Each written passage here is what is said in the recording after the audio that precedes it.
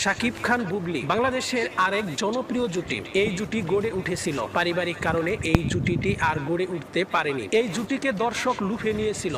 আকাশচুম্বী জনপ্রিয়তার পাওয়ার আগেই এই জুটি ভেঙে যায়। আজকের এই ভিডিওর মাধ্যমে আমরা জানবো শাকিব খান এবং বুবলি জুটি বেঁধে সর্বমোট কয়টি ছবিতে অভিনয় করেছিলেন এবং সেই সকল ছবিগুলো কেমন ব্যবসা করেছিল তাও আমরা জানবো এই ভিডিওতে। তাহলে চলুন কথা না বাড়িয়ে ভিডিওটি শুরু করা যাক। শাকিব খান বুবলি 2016 সালে জুটি বাঁধেন বসগিরি চলচ্চিত্রের মাধ্যমে। শামীম আহমেদ রনি পরিচালিত টপি খানের খান ফিল্মসের ব্যানারে প্রযোজিত একটি বাংলাদেশি রোমান্টিক অ্যাকশন চলচ্চিত্র। শাকিব খান বুবলি ছাড়াও এই ছবিতে রজতাভ দত্ত, অমিত হাসান, ইমরান নাজিম, মাজনুন মিজান, চিকন আলী, নিজু আহমেদ, আবেদ সরকার, সাদেক বাচ্চু সহ আর অনেকেই অভিনয় করেছিলেন। বসগিরি চলচ্চিত্রের গল্প ফুটে উঠেছে একজন মানুষের গল্প অনুসরণ করে, যিনি বেশ জীবনযাপন করার চেষ্টা করেন, পরে শহরটির একটি ডন হয়ে ওঠেন। এমনই গল্প